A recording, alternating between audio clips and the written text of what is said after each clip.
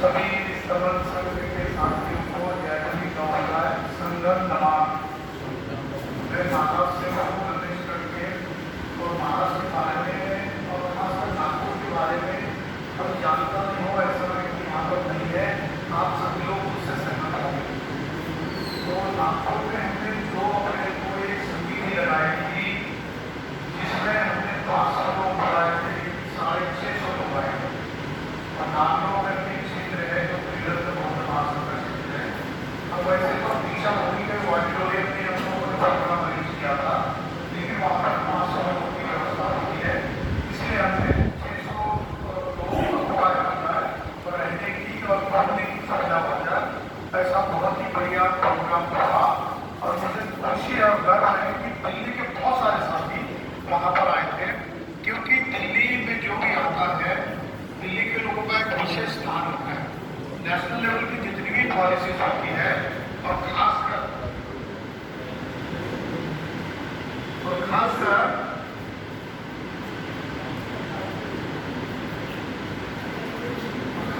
दिल्ली में बाबा साहब रहे, करीब अपनी जिंदगी के 18 साल बाबा साहब दिल्ली में रहे, इसीलिए अपनी भारत का निर्माण हुआ। इस पर आप सभी लोग सहमत होंगे, क्योंकि दिल्ली ऐसा क्षेत्र है जहाँ से पूरे देश का सूत्र चलाया जाता है, आगे की रणनीति की जाती है। इसलिए फरवरी में दिल्ली में 10,000 समन संघियों की समिति लगाई जा रही है। इसके पीछे का लॉजिक आप समझ लीजिए। अब मैं इससे पहले ये बताता हूँ कि दिल्ली की जो फरवरी 2023 की जो समिति होगी, उससे पहले हमने अनेक राज्यों में ऐसी उप समितियां लगाई है, जो कि उस राज्य की राष्ट्रीय स्तर की और अंतर्राष्ट्रीय स्तर की भी समितियां होंगी। तो 5 अक्टूबर को धम्मचक्र प्रवर्तन दिन है। आप सभी जानते हैं दीक्षा भूमि को, हो सकता है आप सभी लोगों ने वहां पर विजिट किया होगा। इतने लोग हैं कि जो लोग अभी तक दीक्षा भूमि नहीं गए, कृपया अपना हाथ उठाइए। तो क्या आपको लगता है कि आपने दीक्षा भूमि नहीं देखनी चाहिए?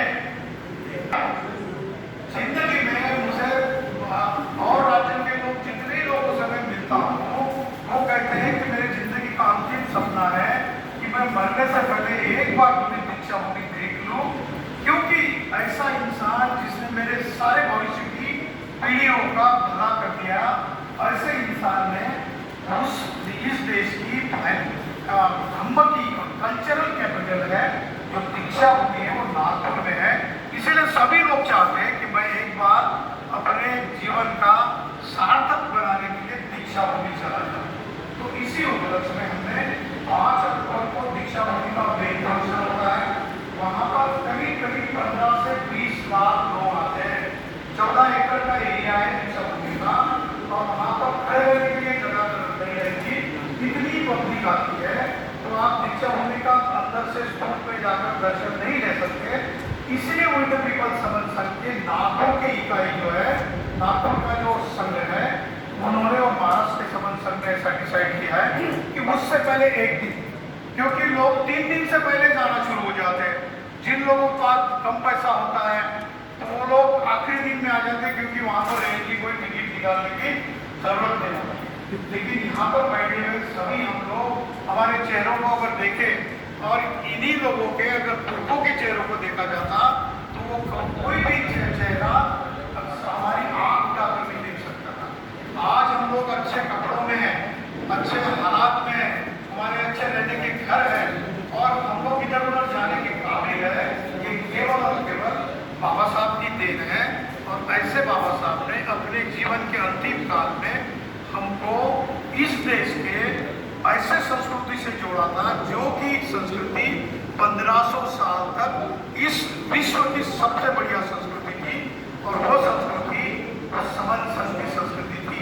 बुद्ध से पहले ही संघ था, लेकिन बुद्ध ने संघ को फाइन ट्यून किया, और एक पागल इंसान को, एक डाकू इंसान को, एक ऐसी वेश्या औरत को, समाज से जो निचले स्तर का जो इंसान होता था, खासकर महिलाएं होती थी, उसको ऊपर उठाया और जीवन के अंतिम छोर तक ले जाने के लिए आजादी दी, स्वतंत्रता दी, मानवता दी।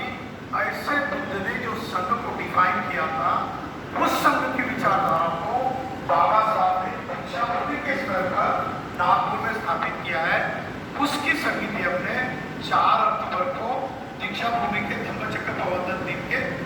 दिन पहले आयोजित की है।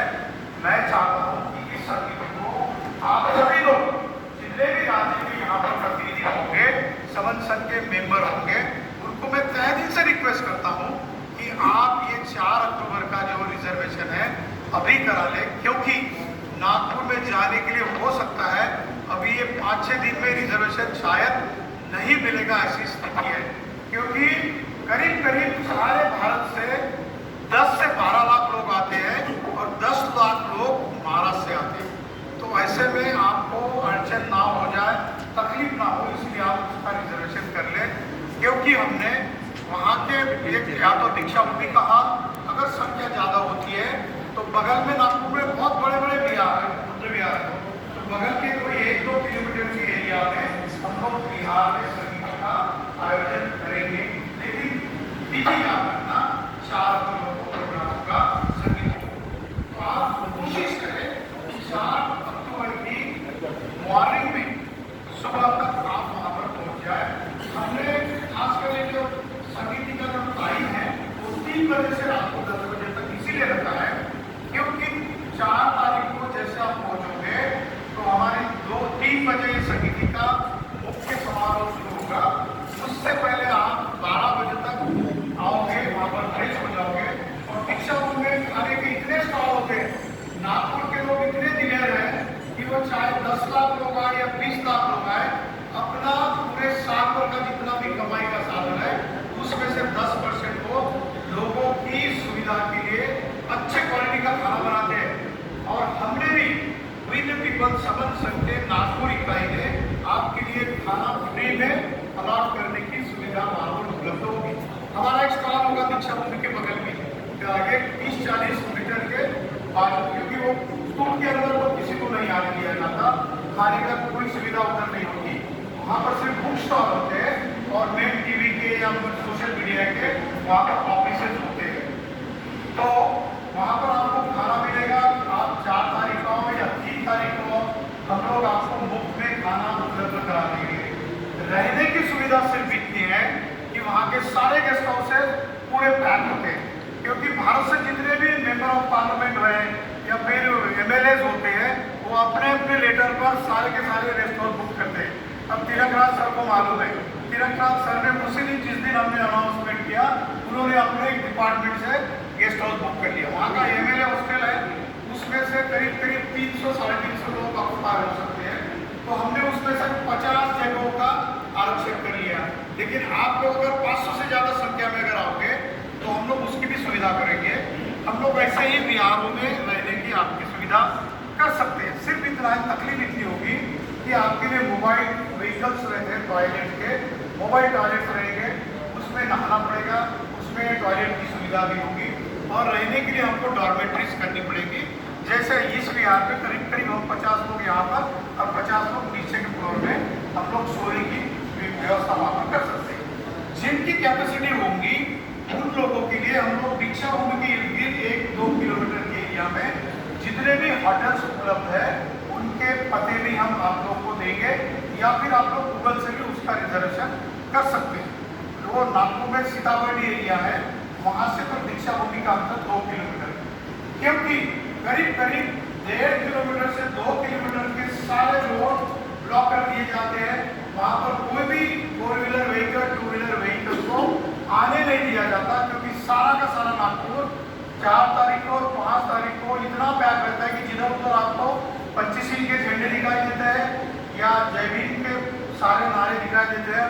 और जिस रास्ते से आप देखोगे रेलवे स्टेशन से, बस स्टैंड से और लोकल बसेस के डिपो से सिर्फ आपको जय भीम वाले लोग दिखाई देते हैं और वहाँ के जनरल लोग भी हमारी सुविधा करते हैं। तो इसीलिए आपको जहाँ पर आप रुकोगे होटल्स में, तो वहाँ से आपको करीब करीब 2 किलोमीटर पैदल चलकर दीक्षा भूमि के स्तूप के एरिया में जाना पड़ेगा। तो इसीलिए हम सुविधा पूरी करेंगे, लेकिन हो सकता है कि संख्या भीड़ बहुत ज़्यादा होने की वजह से हो सकता है हम सभी को 500 लोगों को 1000 लोगों को वैयक्तिक तौर पर हम हर एक की सुविधा नहीं करेंगे, लेकिन कलेक्टिव तौर पर जितने भी हमारे स्पोक्स हैं, जो विद पीपल समन संघ के जितने भी स्पोक्स हैं, उनको उन राज्य के कितने लोग आएंगे उनसे हम इंफॉर्मेशन लेंगे और उनसे कांटेक्ट में हम रहेंगे कि आप बताओ कि यूपी से कितने आए, दिल्ली से कितने आए, आप नाम बताओ, उनके मोबाइल नंबर बताओ। और भीड़ में अगर कोई इधर उधर घूम जाता है, क्योंकि इतनी भी 15-20 लाख की भीड़ में किसी भी एक इंसिडेंट ऐसा नहीं होता कि किसी का पर्स चोरी गया हो या किसी का निजी सामान भूल गया हो या किसी ने ले लिया हो। अगर ले भी लिया जाता है तो लोग उठाकर पुलिस काउंटर्स होते हैं, पुलिस चौकियाँ होती है, वहाँ पर जमा करते हैं। इतनी ईमानदारी वहाँ पर होती है क्योंकि वो बाबा साहब ने दिया हुआ धर्म का कार्यक्रम वहाँ पर होता है। तो वहाँ पर आने के लिए आपने घबराना नहीं है। आप कहीं भी गुम हो जाते हो, आपका कई साथी या फैमिली का मेंबर इधर उधर जाता भी है, तो आप चौकियों में या फिर हमारे संबंध संघ के जितने भी कोऑर्डिनेटर्स होंगे तो वो लोग आपको मदद करेंगे। रहने की सुविधा भी हम आप लोगों की करेंगे। तो ये हो गया नागपुर का प्रोग्राम। नागपुर के प्रोग्राम में हम लोग ऐसा डिसाइड कर रहे हैं कि या तो दीक्षा भूमि के वो ऑडिटोरियम हॉल में प्रोग्राम होगा और संख्या ज़्यादा होगी तो बगल के 1-2 किलोमीटर के एरिया में जो भी बड़ा बुद्ध विहार होगा वहाँ पर हम लोग प्रोग्राम लगाएंगे। और उसके जो स्क्रीन है, डिजिटल स्क्रीन है, और दीक्षा भूमि में भी रखने के लिए हम लोग महानगर पालिका से और वो जो ऑर्गेनाइजिंग कमेटी है दीक्षा भूमि की, उनके साथ हम लोग संपर्क करेंगे, उनसे हम परमिशन मिलेंगे ताकि दीक्षा भूमि पर 4 अक्टूबर को करीब 50 से 70 हज़ार लोग पहले दिन आते हैं। तो हमारा इस संबंध संघ का जो मेन जो फंक्शन है, प्रोग्राम है, करीब 50,000 से ज़्यादा लोग देख पाएंगे। इसका मतलब हमको बहुत ही गोल्डन चांस है कि नागपुर की दीक्षा भूमि के भीड़ में हम चले गए। हम तो बचपन से जैसे पैदा हो गए हैं, जैसा वो संभाला हमने, तो हम उस वक्त से हर साल दुनिया की कई भी बने रहो, हम लोग दीक्षा भूमि को 2 दिन के लिए चाहते हैं, क्योंकि हम मानते हैं कि दीक्षा भूमि के भीड़ में जब हम लोग सम्मिलित हो जाते हैं तो एक साल भर की एनर्जी हमको मिलती है, बाबा साहब के मूवमेंट की एनर्जी मिलती है, धम्म में काम करने की एनर्जी मिलती है, और जो बाबा साहब की जो मूवमेंट है वो चलाने का जो जोश है वो वहाँ से आपको मिलता है। तो इसीलिए आपको अगर जोश बढ़ाना है, संबंध संघ में नैतिकता से, ईमानदारी से, इंसानियत से अगर आपको सही में बाबा साहब का कारवा अगर आपको बढ़ाना है तो आपको नागपुर को आना होगा। ऐसी मैं तय दिल से आप सभी को रिक्वेस्ट करता हूँ, आप तुरंत बुकिंग कराइए। अभी जो साथी वहाँ के इधर उधर के जो स्तूप्स है, चिचोली नाम का एक प्रोजेक्ट है जिसको गवर्नमेंट ऑफ महाराष्ट्र ने 40 करोड़ रुपए दिया है, बहुत ही इंटरनेशनल लेवल का वहाँ पर प्रोजेक्ट बना हुआ है। बाबा साहब की सारी निजी चीज़ों का संग्रहालय वहाँ पर है। जिस टाइपराइटर पे बाबा साहब ने संविधान लिखा वो वहाँ पर है। जिस बाबा साहब ने पेपर्स पर बुद्ध धम्मा लिखा वो पेन वहाँ पर है। उसके जो वो उनके स्क्रिप्ट में लिखे हुए जो कागज है वो वहाँ पर है। बाबा साहब का कोट है, बाबा साहब के जूते, बाबा साहब के बटन्स है, बाबा साहब की सारी निजी चीज़ें वहाँ पर चिचोली के संग्रहालय में है। अगर आप वो ये चाहते हो कि हमको वहाँ पर सुविधा की जाए तो आप अलग से बताएं, हम लोग उसके लिए बसेस या फिर सिटी बसेस जाती है वहाँ पर। ज़्यादातर सिटी बसेस वैसे फ्री होती है, लेकिन हम लोग आपकी सुविधा होनी चाहिए, इसीलिए प्राइवेट बसेस का आयोजन भी कर सकते हैं। तो ये हो गया नागपुर की समिति का एक ब्यौरा। और दूसरा प्रोग्राम जो है बाबा साहब के बारे में है, जो कि हर साल 6 दिसंबर को मुंबई की चैत्य भूमि में ऐसे करीब 15 से 20 लाख लोग वहाँ पर आते हैं 6 दिसंबर को। तो उसी दिन के एक दिन पहले 5 दिसंबर को हमने वहाँ का जो षण्मुखानंद हॉल है सायन में, जो दादर के बगल में चैत्य भूमि से 1.5 किलोमीटर अंतर पर है वो, वहाँ पर हमने 5000 लोगों का एयर कंडीशन हॉल बुक करने का हमने सोचा है। और वहाँ पर सिर्फ इतना होगा कि वो मुंबई में सारा कुछ प्रोफेशनल होता है, एयर कंडीशन हॉल होता है, तो वहाँ पर आपको फीस देनी पड़ेगी। वहाँ पर आपको बुकिंग के लिए जितना भी आपको लगेगा उतना देना पड़ेगा। और रहने की सुविधा जो है, मुंबई के होटल के बारे में आपको पता है, तो मुंबई एक प्रोफेशनल सिटी है, कमर्शियल सेंटर है और कमर्शियल कैपिटल भी एरिया है। हम लोग वहाँ पर भी कोशिश करेंगे आपके रहने की सुविधा करने की। किसी ग्राउंड में अगर एक बहुत बड़ा टेंट लगाया जाता है तो वहाँ पर हम लोग डॉर्मेट्रीज खड़ी करेंगे, जहाँ पर एक टेंट में हमारी सभी संबंध संघ की बहनों की सुविधा करेंगे, वहाँ पर टॉयलेट की और इधर सुविधा और अन्य सुविधा करेंगे। और हमारे संबंध संघ के भाइयों के लिए भी सुविधा हम लोग कर सकते हैं। और वहाँ पर वॉलंटियर लोगों की करीब 500 लोगों की टीम आपकी सेवा में उपलब्ध होगी। तो मैं समझता हूँ कि दिल्ली का जो 10,000 का तालकटोरा स्टेडियम का अगर ये संगीति का प्रोग्राम हमको सक्सेसफुल करना है और इस देश के सारे लोगों को बताना है कि शील, समाधि और प्रज्ञा और ये इन बुद्ध के जो मोरल तत्व है, जो कार्डिनल रूल्स है और 10 समन संघ के जो गोल्डन रूल्स है, उसके मुताबिक चलने वाला हर साथी जो कि बाबा साहब का सच्चा अनुयायी है वो उसके ऊपर चले और वो चलने के बाद नीतिमान जो इंसान है, जो इथिकल स्टैंडर्ड से रहना चाहता है, वो अगर तालकटोरा स्टेडियम में 10,000 के ऊपर आना चाहता है तो इसीलिए आपको दीक्षा बुद्ध का प्रोग्राम सक्सेसफुल करना होगा। हो सकता है आपको किसी चेन्नई का या आंध्रा का या केरला का या तमिलनाडु का कोई आपका साथी मिलेगा और आपको जो तमिल की भाषा में, केरल की भाषा में जय भीम करेगा और वो वहाँ की भीड़ में केरल के लिटरेचर में बाबा साहब की किताब ढूंढता हुआ आपको मिलेगा। वो हो सकता है 80 साल का बूढ़ा हो या 80 साल की बूढ़ी हो। महाराष्ट्र में ऐसा होता है, हमारे यहाँ ऐसा है कि जिनको लिखना पढ़ना नहीं आता वो बूढ़ी औरतें, बूढ़े लोग किताबों की दुकानों में इधर उधर ढूंढते हैं और किताबें खरीदते हैं। किसी टीवी के BBC के चैनल ने उनको पूछा कि आप कितने पढ़े लिखे हो, तो कहते हैं कि हम तो अंटा बात है, हम तो पढ़ना लिखना नहीं है, तो फिर किताबें क्यों खरीदे करते हो? तो कहते हैं कि मेरा जो पोता है, मेरी जो पोती है, ये किताब मैं ले जाऊंगा, वो पढ़कर मुझे वो कहानी सुनाएगी, इस वजह से मैं बाबा साहब का और धम्म का जो ज्ञान है अर्जित करूंगा। तो इसका मतलब है आप अनपढ़ भी हो या कैसे भी हो तो धम्म का सारा ज्ञान आपके तरफ आता है।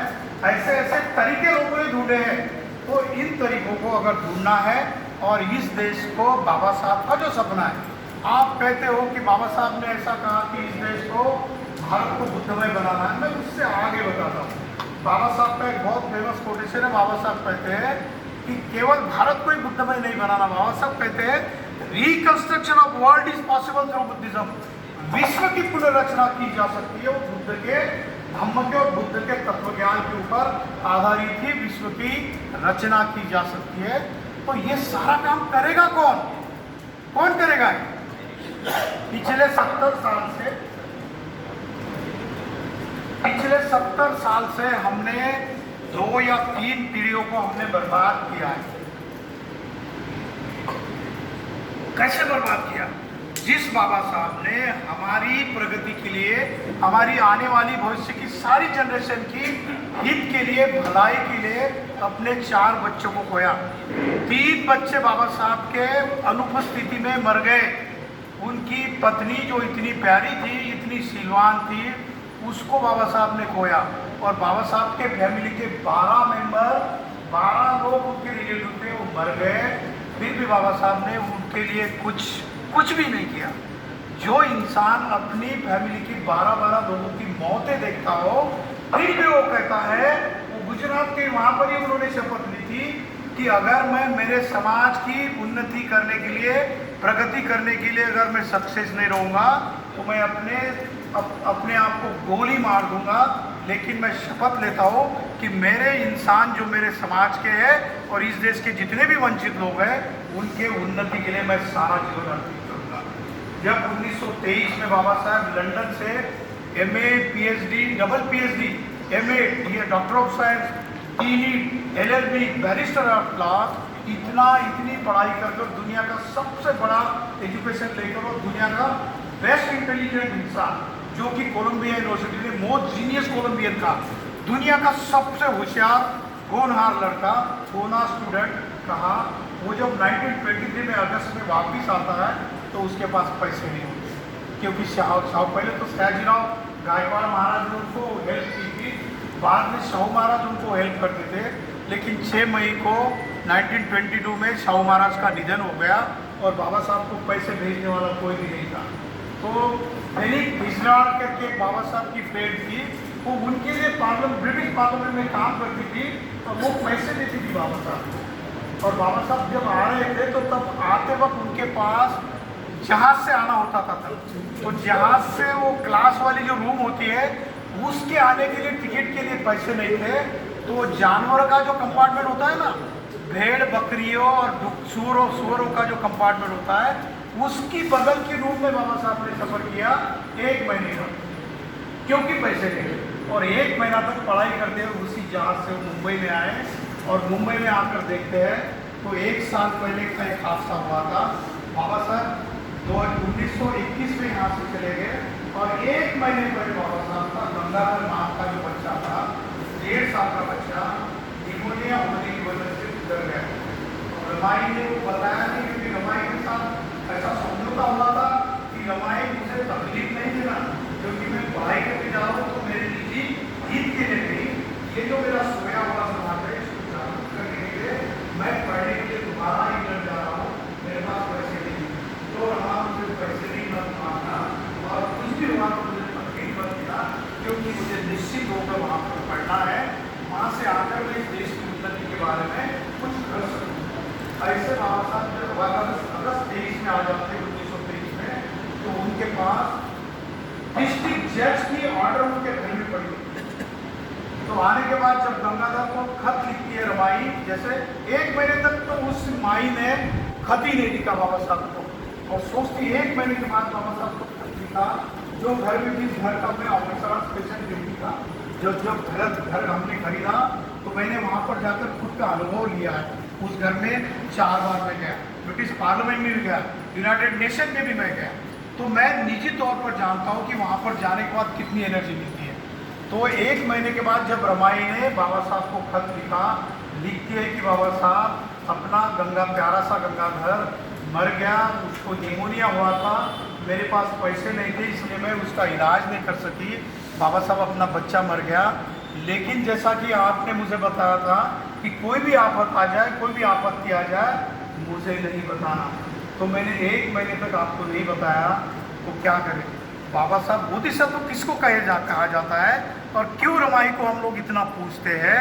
तो बाबा साहब उस 1 महीने के बाद रात भर रोते उधर इंग्लैंड में, और वो खत लिखते हैं, और खत में लिखते हैं कि रमा, हमारा तो एक ही गंगाधर था, तुम 9 करोड़ गंगाधर की माँ बनने के लिए क्या तैयार हो? रमा, तुमको ये 9 करोड़ अछूत लोग जो थे उस वक्त के, वो सारे के सारे गंगाधर जैसे, उनकी माँ आपको बनना पड़ेगा। रमा, अपने आंसू पूछो। और वो 1 साल के बाद बाबा साहब आते हैं, रात भर रोते हैं दोनों, और दूसरे दिन देखते हैं तो जज की अपॉइंटमेंट उनके हाथ में होती है। तो सोचते हैं कि मैं क्या करूँ। फिर सोचते हैं कि अगर मैं जज करके ज्वाइन हो जाता हूँ, तो मैं मेरी अकेले की फैमिली को इम्प्रूव कर पाऊँगा, मैं अकेले का जीवन में अच्छा बनाऊँगा, लेकिन मेरे समाज का क्या होगा। तो ये हर फिक्र जो बाबा साहब को हर वक्त लगी रहती थी। इतना योगदान देने के बावजूद भी पिछले 70 साल से हमने क्या किया। भारत का संविधान 1 और बुद्ध का धम्म 2, ये 2 चीज़ों से अगर संविधान का सही ढंग से अगर हमने पालन किया होता, इम्प्लीमेंट किया होता, तो हो सकता है कि ये भारत अमेरिका से आगे होता है। लेकिन इसकी जिम्मेदारी किसकी थी? हमने वो पिछले 70 साल से जिम्मेदारी क्यों नहीं निभाई? क्योंकि हमने अपने पद, पैसा, प्रतिष्ठा और अहंकार में हम लोग लगे रहे कि मैं एक बहुत बड़ा अफसर हूँ, मैं एक बहुत बड़ा सुप्रीम कोर्ट का वकील हूँ, मैं किसी PCS का ऑफिसर हूँ, मैं तो इतना धनवान हूँ, मैं क्यों चला जाऊँ सोसाइटी के ऊपर। ये संदेश जो हमारे पुरखों का, बुद्ध से हमको संदेश क्या लेना है। तो बुद्ध अकेले ऐसे धर्म संस्थापक है, अकेले ऐसे इंसान है जो राजा के पुत्र थे, लेकिन बुद्ध बनने के बाद बुद्ध ने क्या चुना? बुद्ध ने झुग्गी झोपड़ियों में जाकर हर एक इंसान को धम्म समझाया। बुद्ध को कोई बुलाता नहीं था, बुद्ध को सिर्फ कोई उपासक आता था, कहता था भंते आप मेरे घर पे भोजन के लिए आमंत्रित है। और जब कोई आमंत्रण नहीं आता था, तो जैसे कि भगवान बुद्ध कपिल वस्तु में एक बूढ़ी औरत के यहाँ गए थे और एक पका हुआ आलू उनको मिला था, और वो आलू खाकर कहने लगे कि मेरी आज का पिंडपात हो गया, भिक्षाटन हो गया। वो सिद्धू तो राजा कहता है, तू तो राजकुमार है और तू कैसे ये गरीब लोगों की बस्तियों में घूम रहा है, मेरी इज्जत की तरफ देख। कहते हैं बुद्ध का वंश ऐसा ही होता है, उसमें पद, पैसा, प्रतिष्ठा, अहंकार, ये सारा कुछ मिल जाता है। समंदर में जैसा नदियों का पानी मिल घुल जाता है, उसी तरह होता है। तो पिछले 70 साल में बुद्ध से हमको क्या लेना चाहिए था? हमारे बीच में जो अहंकार है, हमको पद पैसा प्रतिष्ठा से जो लगाव है, ये हमने छोड़ा नहीं। हमने संगठन जरूर बनाए, हमने काम किया नहीं ऐसा नहीं, बहुत सारा काम किया, लेकिन 6,743 जाति को इकट्ठा करने के लिए 29 लाख संगठन हमने रजिस्टर किए। भाई क्या जरूरत थी?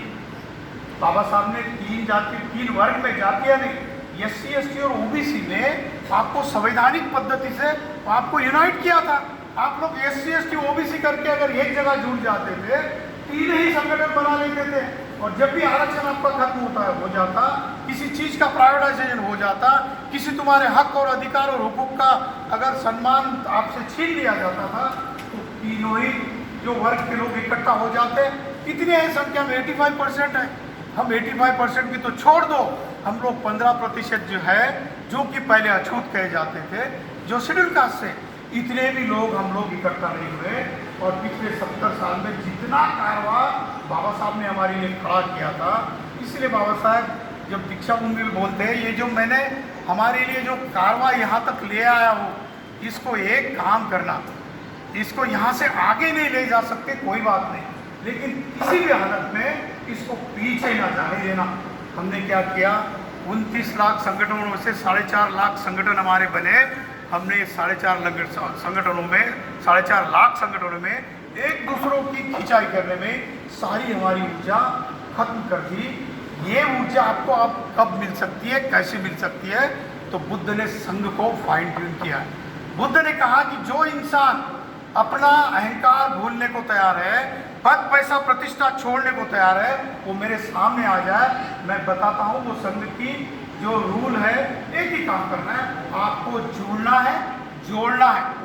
जब बुद्ध बने तो उन्होंने सोचा कि मैं अकेला इन लोगों को नहीं जोड़ सकता, तो इसीलिए 5 भिक्षुओं को जोड़ा, फिर 55 भिक्षुओं को जोड़ा, फिर 300 भिक्षु जोड़े, और देखते देखते भगवान बुद्ध का 10,000, उसमें से करीब 1-1,500 भिक्षु अरहत भिक्षु थे, उनका संघ बनाया।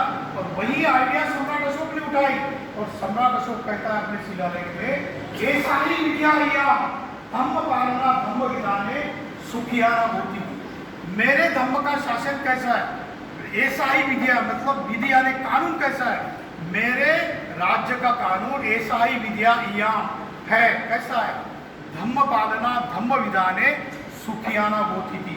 मेरे धम्म का जो कानून जो है, मेरे राज्य का जितने भी धम्म के जो गोल्डन रूल्स है, जो कार्डिनल रूल्स बुद्ध ने बनाए, उसी को मैंने कानून बनाया, और उसके कानून के हिसाब से मैं सारी प्रजा की हित की बात करता हूँ। आप मुझे 24/7 कभी भी नींद में उठाओ, अंतपुर में रहूँ मैं, कहीं बेडरूम में रहूँ मैं, किसी राजगृह में रहूँ मैं, किसी दौरे पर रहूँ मैं, कहीं पर भी आप मुझे आवाज़ दो। इस शिलालेखों में लिखा है, वो कहते हैं कि मेरा कानून बुद्ध का धम्म है। इसीलिए भगवान बुद्ध का जो धम्म है, सम्राट अशोक में 2 तिहाई विश्व को व्यापित किया था। इजिप्ट तक बाउंड्री थी सम्राट अशोक के राज्य की, हम जानते हैं। तो ये अगर वहाँ पर सुविधा नहीं थी, इतने मीडियम नहीं थे, इतनी टेक्नोलॉजी नहीं थी, फिर भी सम्राट अशोक का भारत जम्बूद्वीप इतना बड़ा कैसा हो सकता है? क्योंकि हर इंसान, हर नागरिक ये सोचता था कि मैं संघ की शक्ति हूँ। बुद्ध ने इसको संघे शक्ति कहा है। जब तक आपकी संघ की शक्ति इकट्ठा नहीं हो जाती, आप कुछ भी नहीं कर सकते हो। हमने देखा है 2 अप्रैल को हमने दिल्ली में और सारे भारत में 2 अप्रैल 2018 को जब atrocity act, prevention of atrocity act जब रद्द किया था सुप्रीम कोर्ट में, वही जज अभी सुप्रीम कोर्ट का चीफ जस्टिस बन रहा है। आपके लिए हरदम खतरे की घंटी है।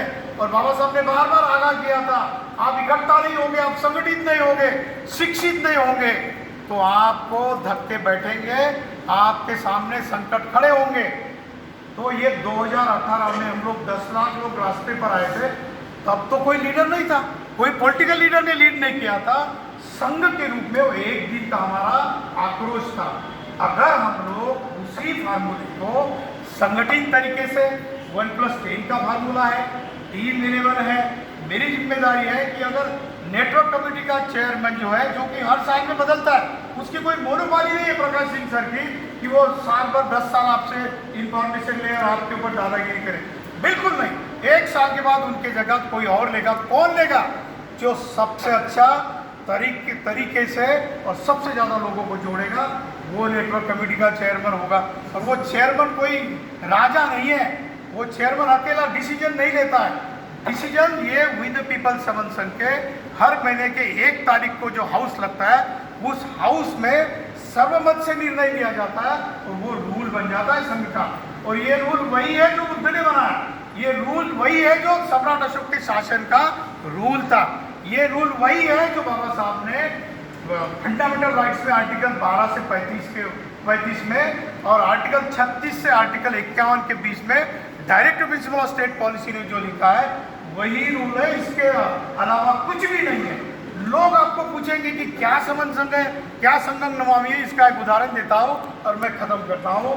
जब 14 अक्टूबर 1956 का समारोह हो रहा था, दीक्षा भूमि का ऐतिहासिक समारोह था, उसमें श्रीलंका से वली सिंह आए थे जो श्रीलंका के मिनिस्टर थे, और बनते वहाँ के जो चंद्रमणि बनते थे जो कि बर्मा से थे, अभी म्यांमार कहा जाता है, और वहाँ के जो वामनराव गोडबोले और सारे आयोजन समिति के लोग थे।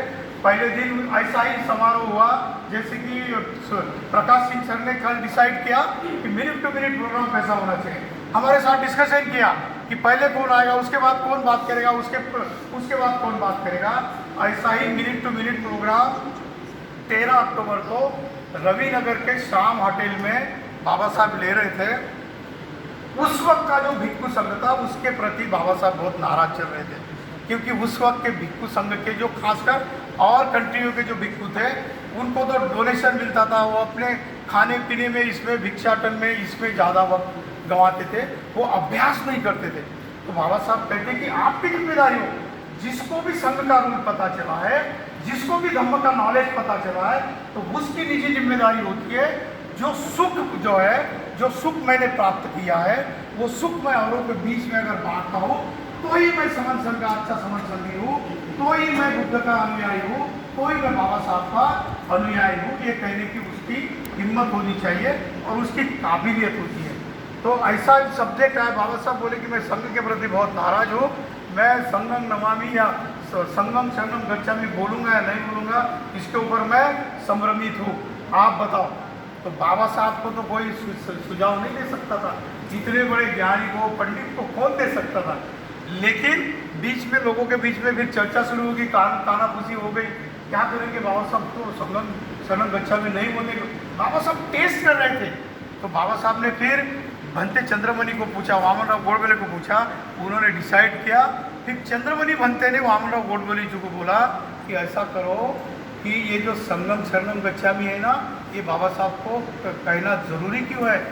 क्योंकि जब बुद्ध ने संघ का रूल बनाया था तो भगवान बुद्ध ने अपने आप को भले ही बुद्ध कहा हो, बुद्ध यानी सारे दुखों से मुक्त, उसके चित्त के सारे मैल जिसके नष्ट हो गए ऐसा इंसान, लेकिन बुद्ध ने कहा कि मैं भी सिद्धार्थ तथागत गौतम बुद्ध, मैं भी संघ का एक हिस्सा हूँ।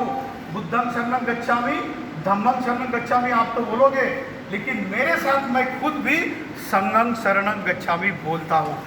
ये बात वामनराव गोडबोले ने बाबा साहब को बोली कि बाबा साहब खुद आप तो बुद्धम शरणम धम्मम शरणम बोल रहे हो, तो आप संगम शरणम गच्छामि भी बोलना क्यों जरूरी है? क्योंकि खुद बुद्ध ने बोला है कि मैं भी संघ का एक हिस्सा हूँ, मैं भी संगम शरणम गच्छामि बोलता हूँ। तो बाबा साहब बोले कि मैं आपको टेस्ट कर रहा था। तो ये आज की 70 साल के बाद की आज की घड़ी है। मैं आपसे यहाँ से आपको रिक्वेस्ट कर रहा हूँ, तहे दिल से रिक्वेस्ट कर रहा हूँ कि आज की घड़ी है कि कौन कौन डायमंड्स है हमारे बीच में, कौन हीरे कैसे छुपे हुए। हीरे को शायद पहलू नहीं पड़े हो, उसको फाइन ट्यून नहीं किया गया हो, लेकिन हमारे बीच में ऐसे समाज में बहुत सारे हीरे पड़े हैं जो कि चाहते हैं कि धम्म के लिए मैं मेरा अपना सारा जीवन नौछावर करने के लिए तैयार हूँ। मैं सारी मेरी ज़िंदगी यहाँ पर जितने भी है, बहुत सारे लोग 50+ वाले हैं, मैं तो कहता हूँ कि जितने भी लोग 50+ वाले हैं उनका बचा हुआ जितना भी 20-25 साल का जीवन है वो संघ के लिए दान करे।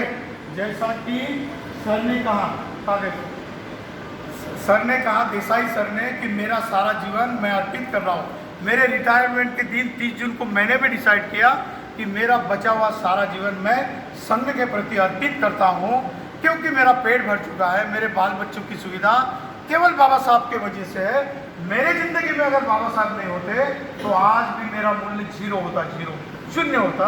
इसीलिए मैं मेरा बचा हुआ सारा जीवन बाबा साहब के धम्म के और संघ के आंदोलन को अर्पित करता हूँ, क्योंकि एक ही पर्याय हमारे सामने, एक ही उपाय है, केवल और केवल संघ के इकट्ठा हो जाने से ही आप सब कुछ कर सकते हो। पॉलिटिकली तो बहुत बड़ा वैक्यूम हो चुका है, उसके ऊपर बोलने के लिए, चर्चा करने की कोई बात नहीं। सोशल लेवल के जितने भी ऑर्गेनाइजेशन हैं उनकी क्या हालत है आप मुझसे आप बहुत भली भांति जानते हो। एक ही बचा है ऑप्शन हमारे सामने, संघ के तौर पर हम लोग इकट्ठा हो जाए, संगम नमामि बोले। इसीलिए सुधीर राज सिंह सर ने दिल्ली के उस कॉन्स्टिट्यूशन क्लब के हाउस में सभी को अपील की थी कि संगम नमामि में बोलो। संगम नमामि अगर बोलता हो तो उसमें बुद्धं शरणं गच्छामि भी आता है, धम्मं शरणं गच्छामि भी आता है, और इन तीनों चीज़ों को बाबा साहब ने जो नमन किया, इसीलिए जय भीम भी उसमें इंक्लूड होता है। तो आप संगम शरणं गच्छामि इतना ही नहीं बोलेंगे, बुद्धं नमामि, धम्मं नमामि, संगम नमामि और जय भीम भी बोलोगे, लेकिन आपको संगम नमामि के एक टैगलाइन के ऊपर इकट्ठा होना होगा। अगर ऐसा आप 2 साल तक नहीं करोगे तो 2024 में आपके हाथ में कुछ भी नहीं बचेगा, क्योंकि जिस संविधान को आप लीडर मानते हो, क्योंकि बुद्ध कहते हैं कि मेरे जाने के बाद धम्म ही आपका लीडर है। मय्यं पश्यति यो धम्मा पश्यति, जो धम्मा पश्यति मय्यं पश्यति। जो मुझे जानना चाहता है वो संघ को जाने, और जो संघ को जानना चाहता है, जो धम्म को जाने, जो धम्म को जानना चाहता है तो मुझे जानता है। इसीलिए धम्म को और संघ को जानना है, उसको अपने निजी जीवन में उतारना है, और वो अपने मनोमस्तिष्क पे उतार कर मेरा बचा हुआ सारा जीवन मैं संघ के प्रति अर्पित करता हूँ। मेरी आने वाली ज़िंदगी और आने वाली पीढ़ियों को, आने वाले मेरे बाल बच्चों को अगर मैं सुखी रखना चाहता हूँ, सुख से रखना चाहता हूँ, तो मैं अपने आप को संघ के प्रति नमन करता हूँ। धन्यवाद। जय भीम, जय बुद्ध, संगम नमामि। साधु साधु साधु।